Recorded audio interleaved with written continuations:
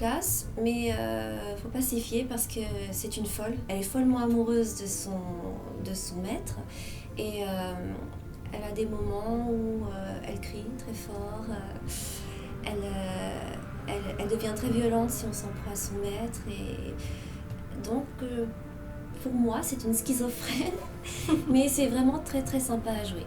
Quand elle est non-joueur, c'est au début, elle ne parle pas. J'ai vu à son expression que c'était beaucoup plus impersonnel, beaucoup plus sans âme vraiment. Ensuite, quand il y a le changement, elle est beaucoup plus aux petits soins de son maître. Elle est inquiète, elle montre déjà de l'inquiétude. Après, elle montre de l'autorité quand elle parle au sous-fifre là. Et ensuite, la violence, l'amour, voilà. Elle montre beaucoup d'émotions. Moi, j'avais 2 rôles là-dessus, le rôle de directeur artistique et le rôle de Enfirea, qui est un petit pharmacien qui travaille avec sa grand-mère et qui s'occupe de faire des potions. Je me plais à dire que des fois, je suis casté à la coupe de cheveux, parce qu'il a ses cheveux sur les yeux, et si je me les mets devant, Et moi, ça fait comme lui. C'est une sorte d'elfe, on va dire, enfin un guerrier qui est assez charmeur, assez relou, plein d'énergie et malgré ses airs un petit peu lourds, qui est quand même assez bienveillant et protecteur. Mais voilà, il est plein d'énergie, ce qui me correspond tout à fait. Pour le reste, un peu moins. C'était une première expérience de doublage sur un animé et de cette manière j'ai fait un doublage d'un long métrage d'animation, mais c'était pas j'avais pas les images de la même manière, etc. C'était beaucoup de travail, mais j'étais super bien dirigé par Grégory qui vraiment m'a beaucoup aidé. Au départ on avait pensé à d'autres personnages, mais qui étaient peut-être des personnages plus majeurs, mais qui ne correspondaient pas en fait dans l'énergie, etc. Et je pense que pour une première, c'était bien d'avoir un personnage où l'énergie me correspondait plus. Enfin, je pense, il y avait plus de facilité. Donc c'est pour ça que j'ai pu parfois même, j'avais envie même d'en faire encore plus, quoi. Et non, ça a été pour moi plus un avantage qu'un inconvénient. On part toujours de ma voix naturelle avec une petite variation dans le timbre, mais ça reste, c'est pas quelque chose de non plus trop forcé, parce que sur la durée c'est très compliqué de forcer sa voix dans une gamme qui correspond pas, quoi. C'est surtout le jeu qui fait la variation de la voix, quoi. Selon ce qu'on doit jouer, c'est là où la voix s'adapte.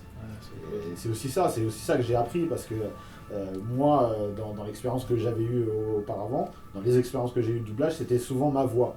Et je me demandais justement, est-ce qu'on doit forcer le trait, prendre une autre empreinte vocale, etc. Mais en fait, non, c'est vraiment dans le jeu que la différence se fait. Et c'était vraiment cool. Alors, je suis journaliste et comédien, donc me voir à l'image et m'entendre avec ma voix, c'est quelque chose que je vois régulièrement. Mais me voir avec un personnage, ça fait toujours quelque chose. Et franchement, en tant que fan d'animation à la base, ça fait kiffer en fait. C'est vraiment...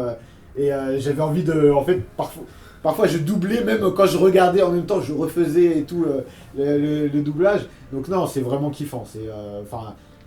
Me voir moi à l'image, c'est pas quelque chose que j'apprécie forcément, mais voir ma voix accolée à un personnage, c'est kiffant. Voilà. C'est un personnage qui a beaucoup d'énergie, mais qui s'exprime toujours très calmement jusqu'au moment où elle explose. C'est un joli personnage, Narberal. Et j'ai mon fils qui s'intéresse beaucoup au manga. Et il m'a dit, qu'est-ce que tu as fait sur Overlord? J'ai fait, Narberal. Ah je le connais.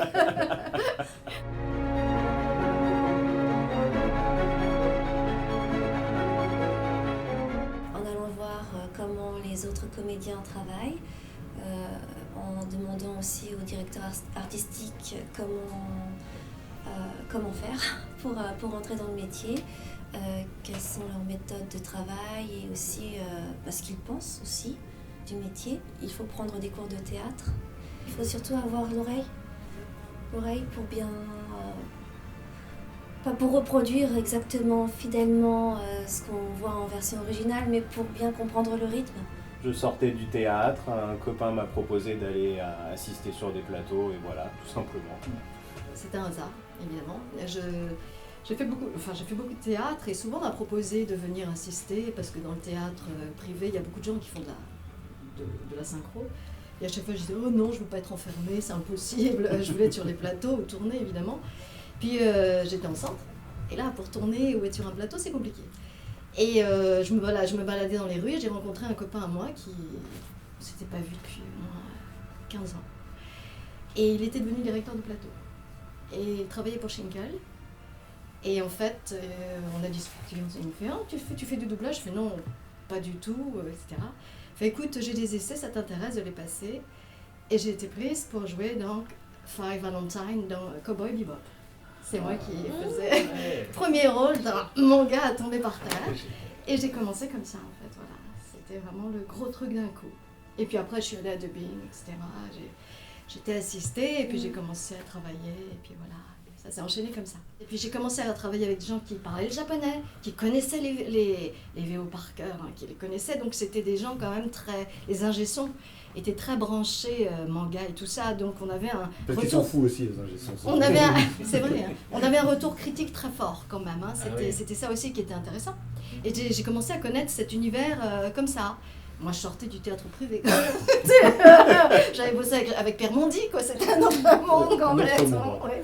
Mais c'était super intéressant. Puis en plus, c'est vrai qu'à cette époque, il y avait de gros mangas. Et puis en plus, ça tombait, c'était chez Canal+.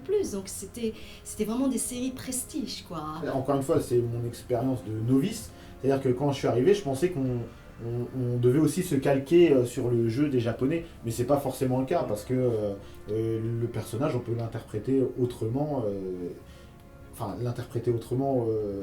pas pas faire du copier-coller. Voilà, c'est ça. Oui, voilà.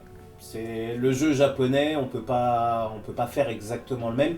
Il faut garder l'esprit, c'est-à-dire si à l'image il est en colère, faut être en colère. S'il crie, faut crier, mais on peut pas jouer exactement comme les comédiens japonais, puisque avec la langue française, ça rendrait mal, quoi. Ça rendrait rien du tout. Moi, j'ai quelque chose en tête quand le comédien double, mais s'il me propose autre chose et que ça marche, je garde. Je suis pas fermé aux propositions, même si c'est différent de ce que je veux. À partir du moment où c'est bien et que ça marche à l'image, je garde la proposition. Le challenge qu'on a tous eu sur cette série, c'était les noms.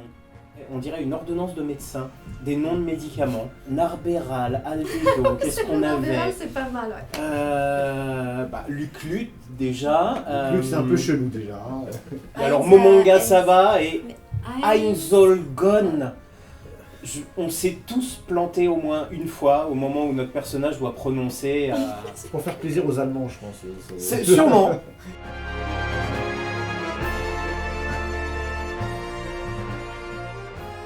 Quand elle était en expédition avec Heinz, je sais pas quoi. Et elle est dans son armure. Elle commence un peu à grogner. Qu'est-ce qu'elle fait, quoi? Parce que moi, je l'avais quittée, elle était en robe blanche. Un peu fangirl, mais vraiment plutôt posée quand il faut parler aux troupes et tout. Alors elle commence à grogner. Et après, elle leur hurle dessus. Mais vraiment...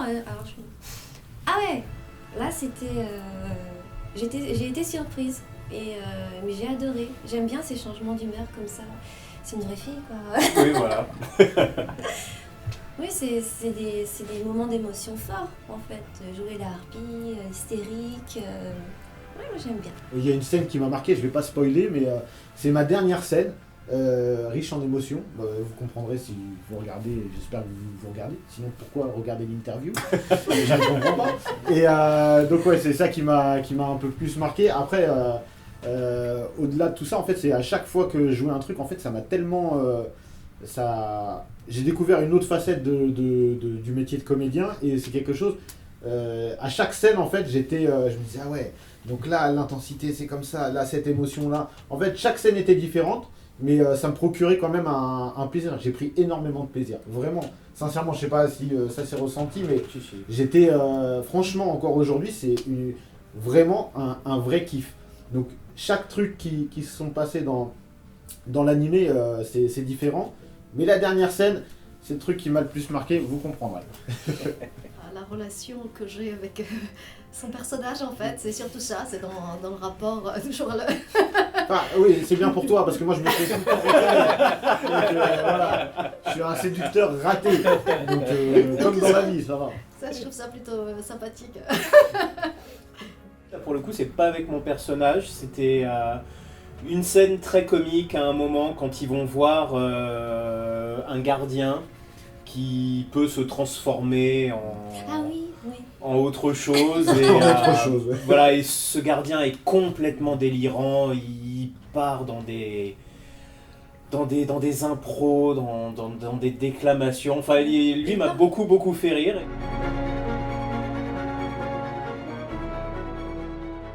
Celle-là était un petit peu plus originale que les autres, dans le sens où le héros, déjà, il est, pour le moment en tout cas, on présume qu'il est tout seul à se retrouver bloqué dans le jeu. Et surtout, ce qui est original, c'est qu'il s'en fout. Et contrairement aux autres séries où ils essayent de comprendre pourquoi, comment, de sortir et tout, lui il s'en fout, lui, ok, je suis là, bah c'est cool, j'y reste, j'avais une vie qui me plaisait pas dans le monde réel, donc on va profiter d'ici, quoi. Donc ça, j'avoue qu'au départ, ça surprend.